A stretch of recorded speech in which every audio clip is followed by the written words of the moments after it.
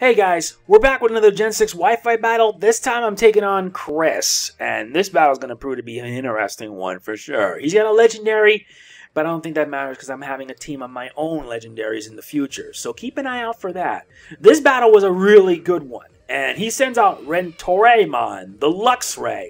I send in my Arcanine, and this is where the battle really gets tough. He goes for a Protect, and I'm thinking this thing must have either a Toxic or a Flame Orb. Yeah, that has to be the case. I go for the Flare Blitz, and it didn't work. And yes, it does. It's a Guts Luxray, which is basically the Dream World move that he would have in Gen 5. I go for the Flare Blitz, hoping to do some damage, and it did, but it leaves him with very little health. He goes for a Facade, Arcanine misses, and Luxray goes down. Ouch, that just really was a bummer. Man, it would have been nice to see Luxray be out on the battlefield. Now he sends in his Keldeo, and I think it's in Resolute form, I believe. I make the switch because I know he has a water attack, and I'm not taking any chances. So I send in my Sceptile. He goes for the Scald, and this is where my anger literally intensifies. Yeah, he makes a switch because I thought I was going to get burned, but it didn't.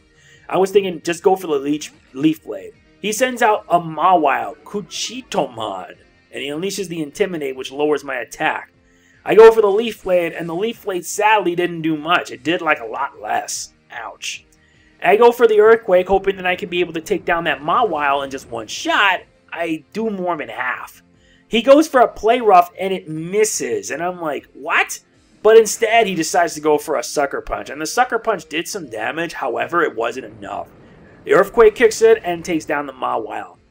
I wouldn't be surprised if that was a Mega Mawile, because if it was, it would have really turned the tide of the battle, believe me. Next, he sends out Bakufonmon, aka Typhlosion, and goes for the Eruption, and since it's at full health, Eruption literally sweeps Sceptile away. I'm not kidding, Eruption does damage based on how much HP the Pokemon has.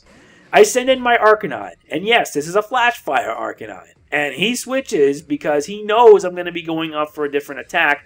And he sends out Garchomp. Yep, I was expecting him to do that. I go for a close combat, and the close combat did like 1/3. It didn't do much damage at all, which just really didn't do much.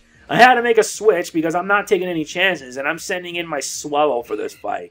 Because I need to do a lot of damage to Garchomp. But unfortunately, it turns out I was proven wrong regarding Mawile.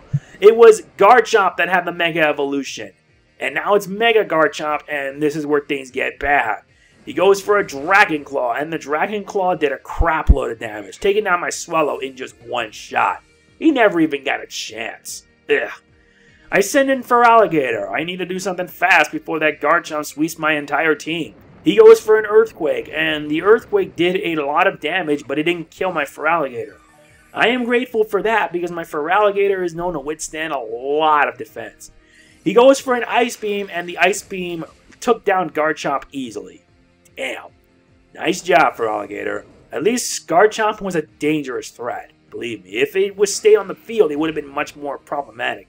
He sends in Metagross, and I'm like, I go for a Hydro Pump, and I miss, but he goes instead now for a Meteor Mash, and the Meteor Mash did a lot of damage. It did like more than half. I try again with another Hydro Pump, and yeah, this thing's got Life Orb. I go for Hydro Pump, and it did a lot of damage. However, it didn't kill it.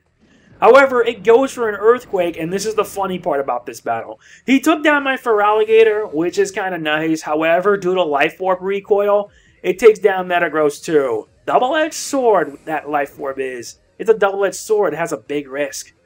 Anyway, I send in my Manectric, and I'm like thinking I gotta fight back hard and fast. So, he sends out Bakufonmon, aka Typhlosion, and the Mega Stone kicks in, and I evolve it into a Mega Manectric. I gotta strike hard and fast, because that thing is dangerous with Eruption. It kicks in Intimidate, but I don't think it's gonna help me out one bit. It's faster, and it goes for an Eruption, and that takes down Mega Manectric rather fast. It didn't even get a chance to attack. My guess is that Typhlosion has to be Choice Scarfed. It has to be, for sure. So, I send an Arcanine, and he goes for an Eruption, but Flash Fire kicks in, and it boosts my fire attack up +1. I go for a close combat, hoping to do some damage, and it does. That's going to make Eruption a bit weaker. I'm pleased for that. However, I feel as if I have to worry about that Keldeo. which I'm going to be proven right, which he does summon out after he switches. He actually makes a smart prediction. I go for the close combat, which hopefully would do some damage, and it did more than half. It wasn't enough to kill it, which is rather sad. He goes for a skull, and my Arcanine goes down rather quickly, and I'm like, ugh, man, that Keldeo going to be a real pain in the butt to deal with.